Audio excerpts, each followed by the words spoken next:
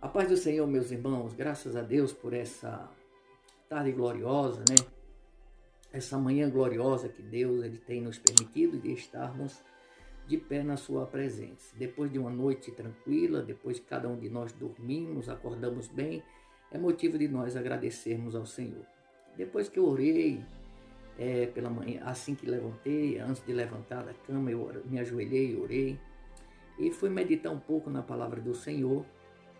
E meditando nessa palavra aqui do profeta Jeremias, eu senti o desejo de trazer ao seu coração uma mensagem, meditar junto com você sobre o texto que eu li. Está escrito no capítulo 8 e o versículo 20 do profeta Jeremias, uma palavra de Deus dizendo assim, passou a cega, findou o verão e nós não estamos salvos.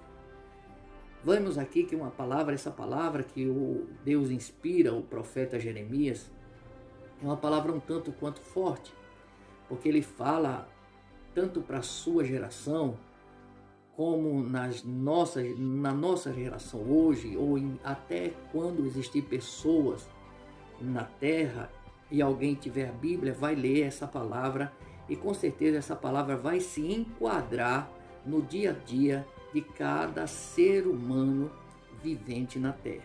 Veja, o profeta disse, passou a cega, findou o verão e nós não estamos salvos. Nós vemos aqui que é mais ou menos uma palavra de juízo para a nação de Judá naqueles dias em que Deus usa o profeta para proferir essa palavra aos ouvidos de todo o Judá naqueles dias. Mas veja só, ele disse, passou a cega. Meus queridos irmãos, a cega, ela durava de abril a junho.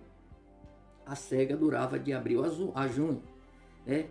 Já o verão era o período da colheita dos frutos, né? Dos frutos de verão, que ia de junho até setembro.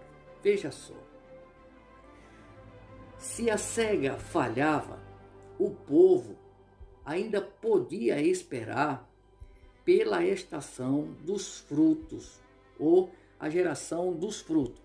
Mas se os frutos também falhassem, a fome era inevitável. Se a cega falhasse, eles esperavam pelo período dos frutos, ou seja, do verão, os frutos de verão. E se estes também falhassem, a fome era inevitável.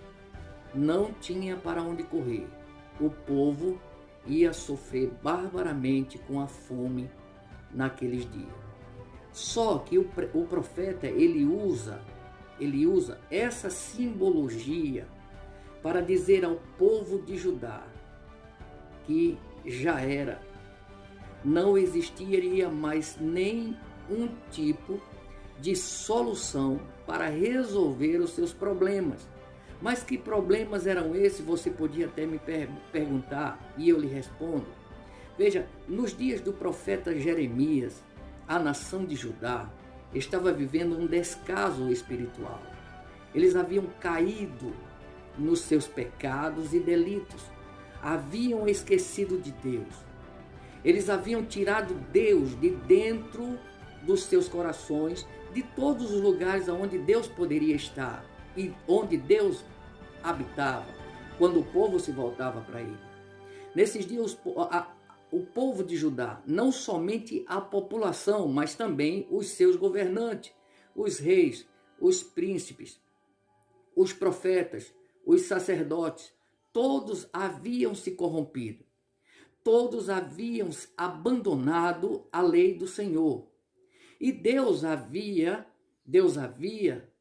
falado para o profeta Jeremias para ir de encontro ao povo, ao rei e aos sacerdotes e a toda a nação de Judá, proclamando o juízo de Deus que haveria de ser derramado caso eles não se arrependessem.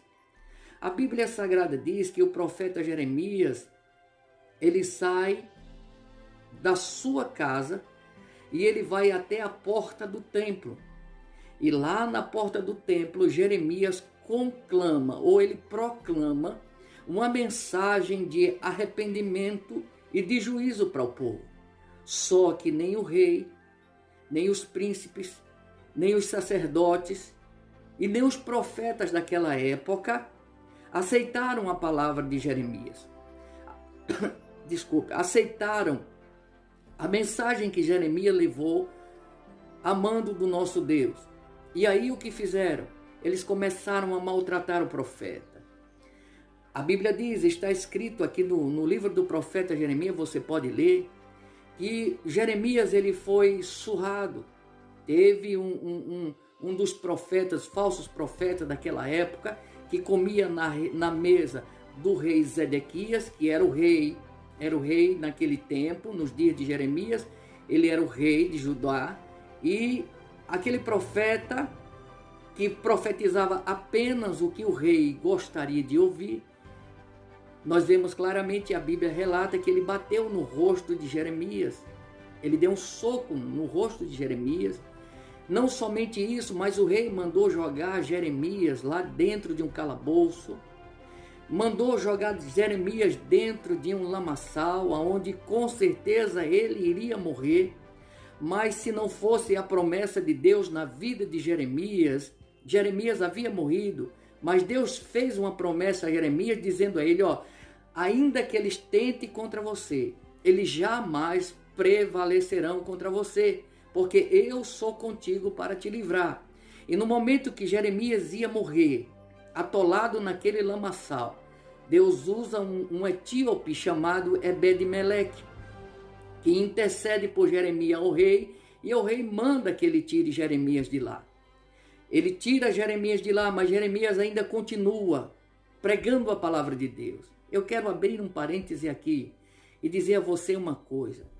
Aquele que é chamado para ser profeta do Senhor, ele não se intimida diante de homens, diante de reis, diante de mulheres, diante de sacerdotes, diante de príncipe. Ele não se intimida, porque o seu compromisso é com Deus e ele prega o que Deus manda.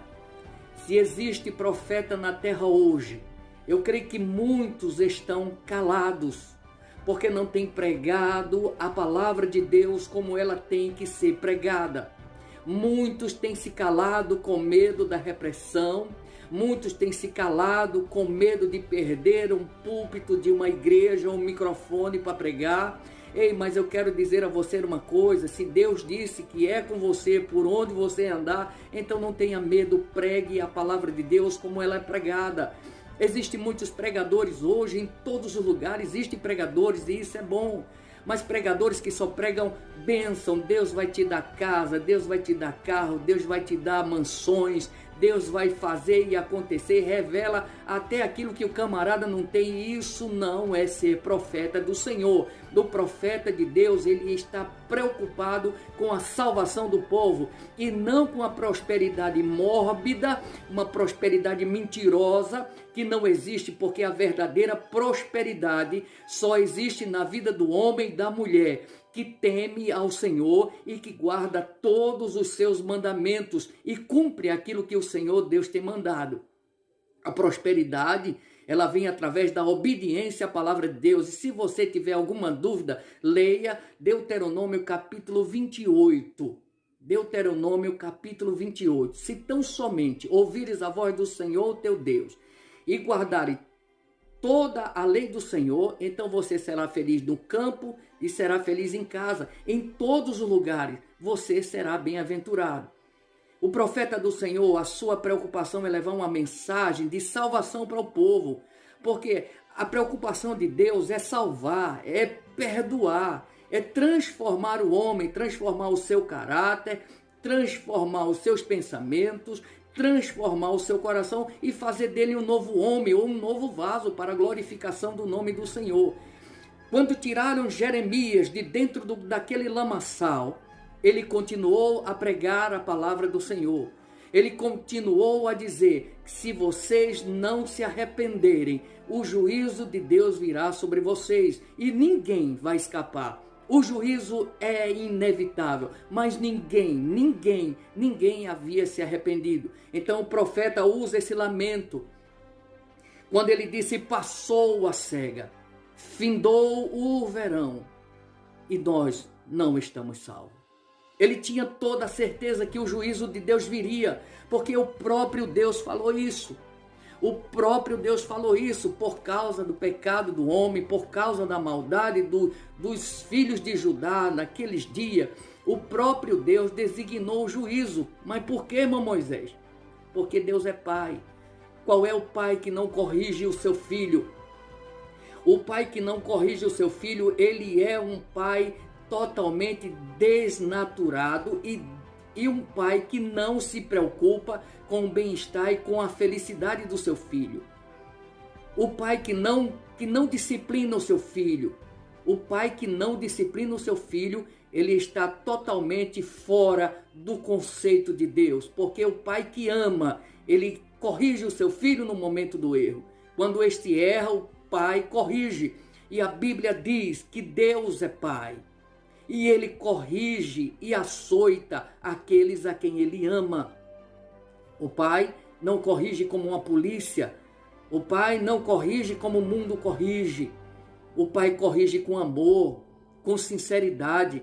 O pai corrige o filho com cuidado, para que ele não sofra danos. Para que ele não sofra danos. O pai corrige o seu filho. E Deus, da mesma maneira, Deus corrige o seu filho da melhor forma possível, para que o filho, ele possa crescer bem, saudável e ser uma boa pessoa, uma pessoa que é digna de ser respeitada e de ter a bênção de Deus sobre ela. Mas veja o que o próprio Deus falou acerca do povo, acerca do juízo. Veja o que o Senhor Deus disse. Ele disse: respondeu o Senhor, porque deixaram a minha lei?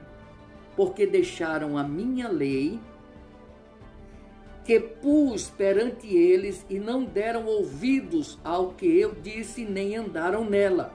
Antes andaram na dureza do seu coração e seguiram os Baalins. Aqui é a forma plural de Baal, né? São vários Baals que o povo adorava, como lhes ensinaram seu pai.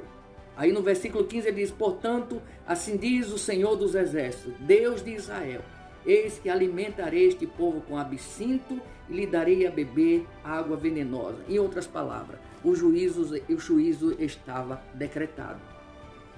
E quando completou o tempo do Senhor na vida daquele povo, no ano 625 antes de Cristo, a Bíblia diz, e a história também relata, que o rei Nabucodonosor, ele cercou a cidade de Jerusalém, levou uma multidão de homens e mulheres para a Babilônia, preso como escravo. Depois, no ano 597, ele voltou novamente e levou a nobreza de Judá, levou toda a nobreza de Judá. E eu quero entender que também o rei Joaquim foi nessa leva, no ano 597 antes de Cristo. Foram levados para a Babilônia como escravos, como pessoas que não tinham um governo, pessoas que não tinham nada, pessoas inúteis, que só serviam para fazer a vontade do rei e trabalhar para fazer crescer o crescimento da Babilônia. Mesmo assim, Deus levou o profeta Ezequiel no ano 597 também junto com esse povo. E lá na Babilônia, Deus levantou o profeta Ezequiel ali também para profetizar acerca do juízo também. E para dizer àquele povo que antes de completar o tempo do Senhor, eles não sairiam dali.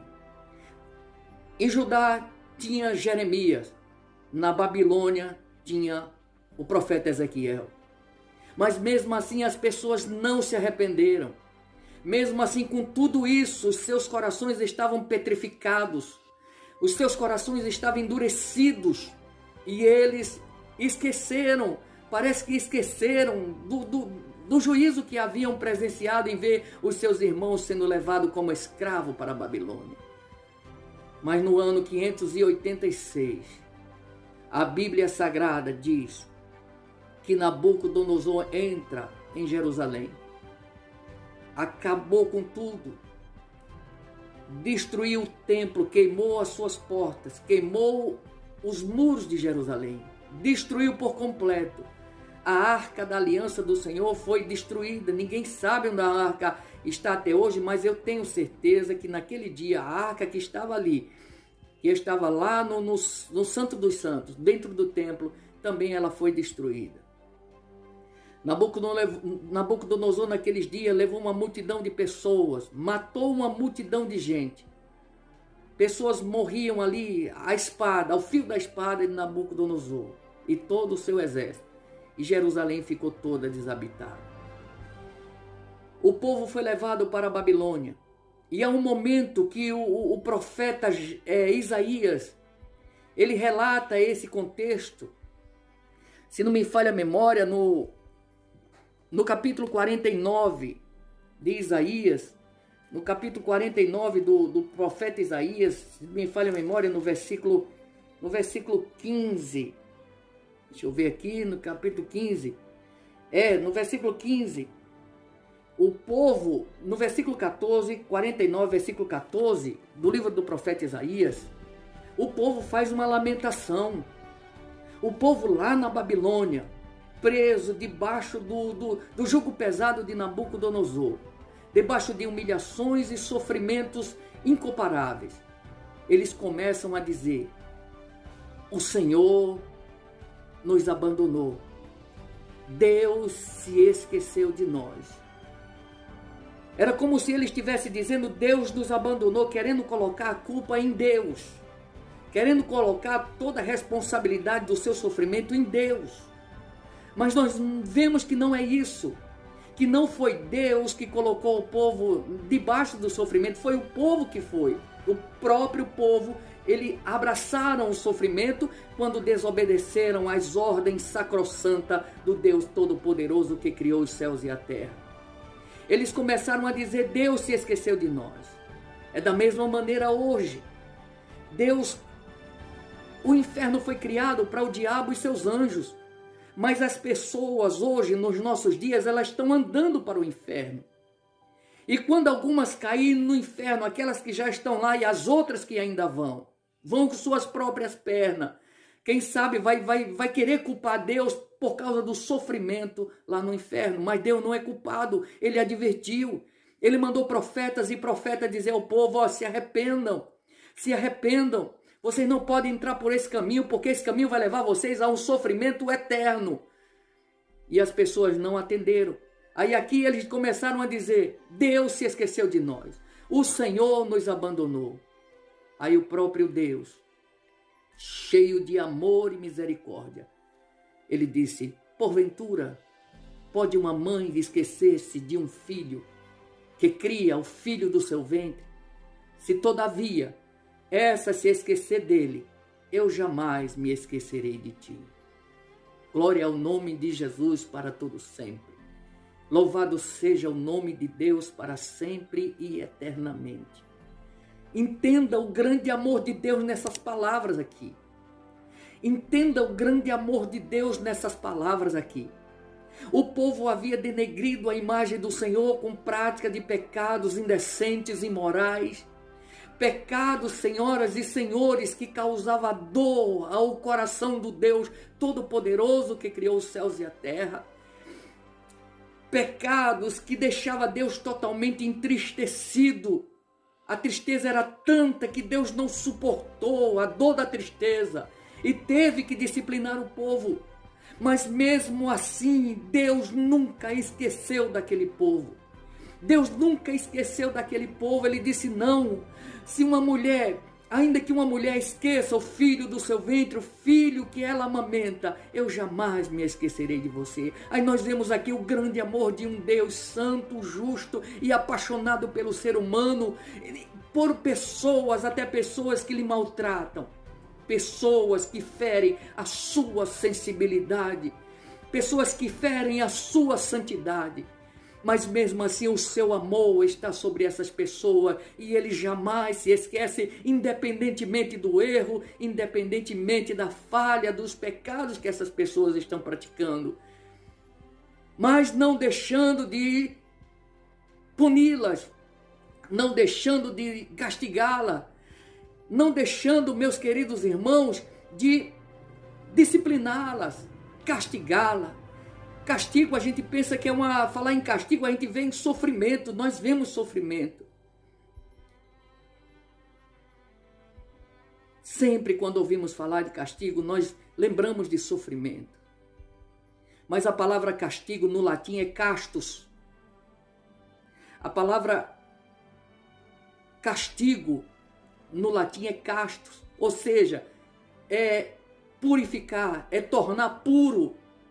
Veja, até o castigo de Deus sobre a vida do ser humano não é para matá-lo, não é para destruí-lo, é para torná-lo casto, é para torná-lo puro, purificado, ou seja, limpo, para adorar a Ele, glorificar a Ele e exaltar o seu santo nome.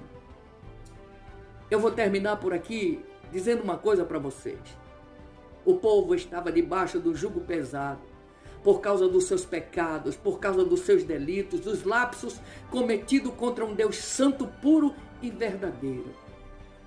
Estavam lá, mas Deus não esqueceu dele. Mas hoje muitas pessoas têm se afastado de Deus de forma acremente. Muitas pessoas têm se afastado de Deus de uma forma terrível.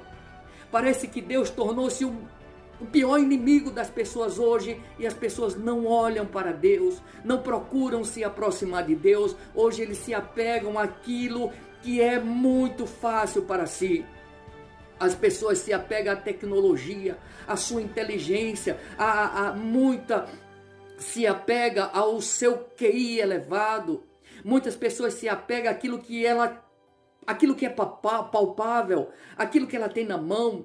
As pessoas não têm tempo mais de buscar a presença de Deus. As pessoas não têm tempo de parar para ler um pouco a Bíblia, de meditar um pouquinho na palavra do Senhor. As pessoas não têm tempo para isso. Hoje, quem sabe nem orar, estão orando. Acho que a hora correndo, a hora levantando, a hora mexendo no celular, ou sei lá o quê, porque o pecado hoje está avassalador sobre a superfície da terra. Não existe respeito para com Deus. Não existe respeito para com o Senhor Jesus Cristo. Não existe mais respeito como Espírito Santo. Nós vemos que homens imorais, indecentes, homens que não têm nenhum pouco de temor a Deus, fazem chacotas, brincadeiras, até tratam o Senhor Jesus Cristo de maneira totalmente devassa e imoral, levando para si próprio o sofrimento e a ira de Deus que será derramada sobre essas pessoas. Hoje as pessoas não têm mais tempo de adorar a Deus. As pessoas não têm tempo de viver na presença do Senhor, andando na prática de tudo aquilo que desagrada o Senhor.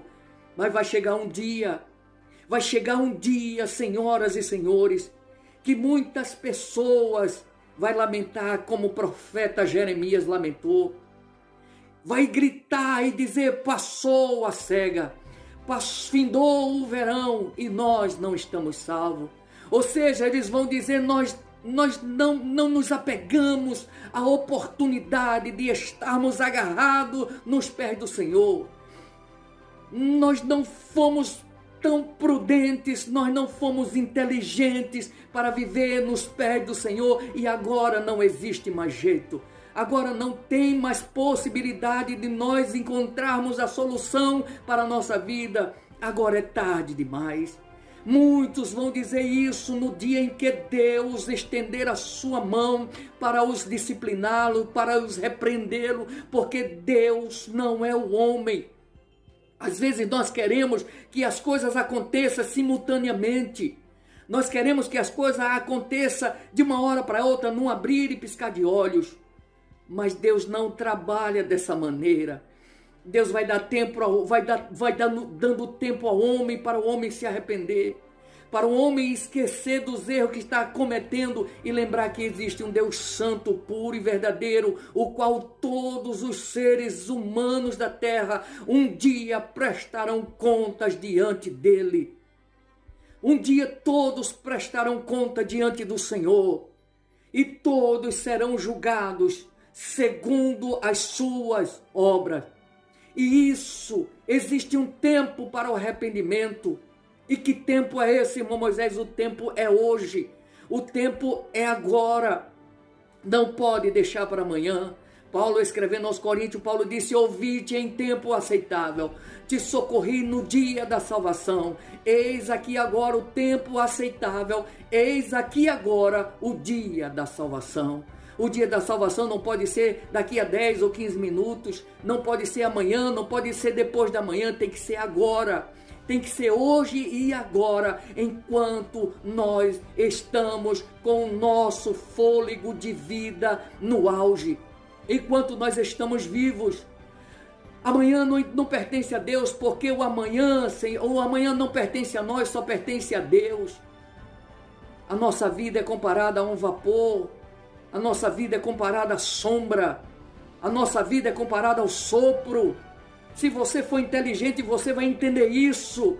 Você vai ver que é tão rápido. Antes, a Bíblia fala que a vida do homem são como navios veleiros. Naquela época, os correios eram levados por navios. E esses navios eram muito rápidos para chegar ao destino. Hoje, nós podemos até colocar como um e-mail ou o correio eletrônico, e-mail, rapidinho, em poucos instantes, uma internet boa, você manda um e-mail, a pessoa recebe instantaneamente, é rápido demais. A nossa vida é rápida demais. O profeta Isaías, falando acerca da longevidade da vida, no capítulo 55, versículo 6, ele disse: buscai o Senhor enquanto se pode achar, invocai-o enquanto está perto. Ele está falando da brevidade da vida, não a longevidade. Ele está falando da brevidade da vida. Ele está dizendo: olha, a vida é muito breve.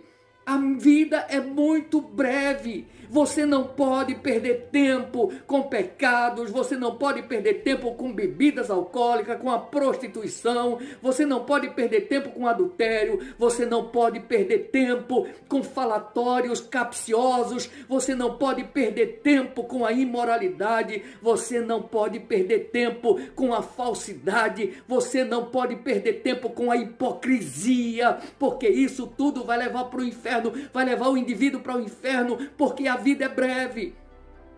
Temos que nos preocupar com hoje, porque a vida é muito breve. Temos que buscar o Senhor hoje, enquanto nós o podemos achar, porque depois da morte segue-se ao juízo. Não existe purgatório, não existe reza nem oração que tire o indivíduo do inferno, que traga ele de volta para ele ter uma nova oportunidade de salvação. A oportunidade Deus está dando hoje. É hoje que Deus está dando essa oportunidade para mim e para você. Arrependermos dos nossos pecados, entregarmos a nossa vida definitivamente nas mãos de Jesus e esperar com muita esperança e alegria o retorno do Senhor para vir nos buscar e nos levar para o céu. Lembre-se de uma coisa. Paulo disse no capítulo 6, versículo 23 de Romanos, Paulo disse: o salário do pecado é a morte. O salário do pecado é a morte. Veja, esse povo de Judá passaram 70 anos debaixo de jugo pesado de Nabucodonosor. Aqueles que tiveram esse privilégio de viver esses 70 anos e ter o privilégio de voltar para a sua terra. Mas aqueles que morreram, que foram varados pela espada de Nabucodonosor, foram decepados, decapitados, abertos, mortos de várias maneiras, porque o exército babilônico era um exército cruel, era um exército déspota, que não tinha misericórdia de ninguém. Camarada, morreu no pecado, foram todos para o inferno, e não venha me dizer que o inferno não existe, porque o inferno existe. Se existe céu, existe inferno. Se existe o bem, existe o mal. E cada um vai ser colocado no seu devido lugar. Quem se abraça aos pés de Jesus, que é banhado pelo seu sangue, com certeza vai morar com ele aonde ele estiver. Mas aquele que abraça o pecado, aquele que se abraça com o pecado, com certeza vai morar com o diabo lá no inferno. E vai sofrer por toda a eternidade, porque a Bíblia diz, e não me deixa mentir, e a Bíblia é verdadeira. Existe um monte de gente aí que discorda da Bíblia, mas eu quero que você faça uma coisa, você que discorda da palavra de Deus, você que não acredita na Bíblia, a Bíblia foi escrita por mais de 40 homens que foram escolhidos por Deus para escrever esses textos, e todos os textos, tanto do Antigo Testamento como do Novo Testamento, eles se casam um com o outro. Há uma grande harmonia entre os textos da Bíblia Sagrada, tanto na Velha Aliança como na Nova Aliança. Quer ver se a Bíblia é ou não é a verdadeira palavra de Deus, o livro de Deus, dos mais sábios que existem nessa terra? Coloque eles em 40 hotéis diferentes de 40 cidades e dê a eles caneta e papel e mande todos escreverem um texto, uma história, para ver se vai casar um com o outro. Nunca jamais vai acontecer isso. Nunca jamais vai acontecer isso. Homens inspirados por Deus, mais de 40 homens inspirados por Deus, em gerações diferentes, em tempos diferentes. Homens com capacidade, outros até mesmo com pouca capacidade. Homens iletrados, ou seja, homens que trabalhavam no campo e homens que viviam dentro dos grandes palácios. Escreveram a Bíblia Sagrada e todos os textos se casam um com o outro. A Bíblia Sagrada é a coisa mais impressionante que o homem pode ter na sua vida. A Bíblia Sagrada é um livro, eu não vou nem dizer que é um livro de ouro, porque o ouro é muito pouco, é muito pequeno para ser comparado à palavra do Senhor. A Bíblia Sagrada é tudo aquilo que nós precisamos para sermos felizes, para vivermos diante da santidade do Senhor. Eu quero terminar isso aqui para dizer a você o seguinte: olha o que você está fazendo. Olha o que você está fazendo, independentemente se você é crente, se você não é crente, mas olha o que você está fazendo. Olhe se você está andando corretamente diante do Senhor. Quantas horas você ora por dia? Quantas vezes você lê a Bíblia? Quantas vezes você para conversar com o Senhor? Quantas horas, quanto tempo você gasta diante da presença do Senhor? Paulo disse: o salário do pecado é a morte. Quase a mesma coisa que Jeremias estava dizendo aqui. Passou a cega, findou o verão e nós não estamos salvos. Paulo, no capítulo 6, versículo 23, diz: porque o salário do pecado é a morte. Depois da morte segue-se ao juízo, não existe mais salvação. Mas ele, para completar o texto sagrado, o profeta disse, na parte A ele diz: o salário do pecado é a morte. Mas na parte B ele disse: mas o dom gratuito de Deus é a salvação em Cristo Jesus, nosso Senhor. Veja o Deus. Veja o grande amor do Senhor para com as nossas vidas. Enquanto o salário do pecado leva à morte, isso é a morte eterna. Isso é morte eterna. Porque para a morte física tem jeito. Lázaro estava morto 4 dias e Jesus ressuscitou ele e devolveu ele para a família. O filho da viúva de Naim, eu não sei quanto tempo ele estava morto, mas Jesus ressuscitou ele e devolveu para sua mãe. A filha de Jairo estava morta, mas Jesus ressuscitou ela e devolveu ela para o seu pai. Morte espiritual também tem jeito. Como irmão Moisés, o filho pródigo, estava morto espiritualmente, mas quando se arrependeu do erro que havia cometido contra o seu pai, o pai o abraçou e beijou, tirou aqueles trapos de imundícia que ele estava vestido, colocou uma roupa nova, colocou um anel no seu dedo, colocou sandália no seu pé, devolveu o lugar de privilégio que aquele filho tinha. Mas a morte eterna não tem mais jeito. Não tem mais jeito, a morte eterna não tem mais jeito. O camarada vai partir para a eternidade e vai esperar o dia do juízo final, o dia do julgamento final. Nós estamos vivendo em tempos difíceis dias que antecedem a volta do Senhor Jesus Cristo. O mundo está vivendo em um aglomerado de pecado. O pecado está sendo avassalador em todas as camadas da sociedade. Em todas as camadas da sociedade. Mas saiba de uma coisa, se você está vivendo no pecado, deixa eu te falar, se você está vivendo no pecado e você morrer no pecado, você vai para o inferno. Você vai para o inferno e o inferno é um lugar de tormentos eternos. A Bíblia diz que o bicho nunca morre e o fogo nunca se apaga. Está pensando que é o fogo físico? Está pensando que é o fogo físico? Não. É o peso da consciência. É isso aqui, ó, o fogo que a Bíblia fala, o fogo nunca se apaga, é o fogo da consciência. Você está lá no inferno, debaixo de tormentos. Se você quiser saber o que é tormentos, procura no dicionário.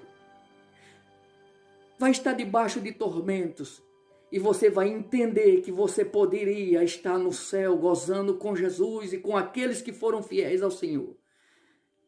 E você vai ver na sua mente, a sua consciência vai estar totalmente intacta. E você vai saber que você tinha essa oportunidade e você rejeitou a oportunidade de estar no céu. Esse é o fogo que nunca se apaga. O sofrimento é maior quando a consciência acusa. Quando a consciência acusa, o fogo parece que aquece 3 milhões de vezes ou graus Celsius na mente do indivíduo. E isso só sai quando existe perdão. Mas lá no inferno não existe perdão. Vai ser por toda a eternidade. Sabe o que é a eternidade? A eternidade é algo que não tem começo e não tem fim.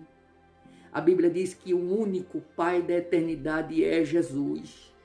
Jesus nunca casou, mas tem uma filha bonita que é a eternidade.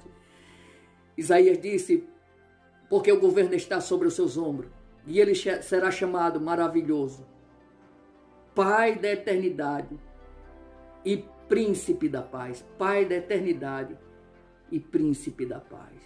Jesus, se arrependa hoje do erro que você está praticando, porque amanhã você pode falar como falou esse profeta. Passou a cega, findou o verão e nós não estamos salvos. Deus abençoe você em nome de Jesus. Ainda há tempo para você se arrepender. Ainda há tempo, aonde você estiver.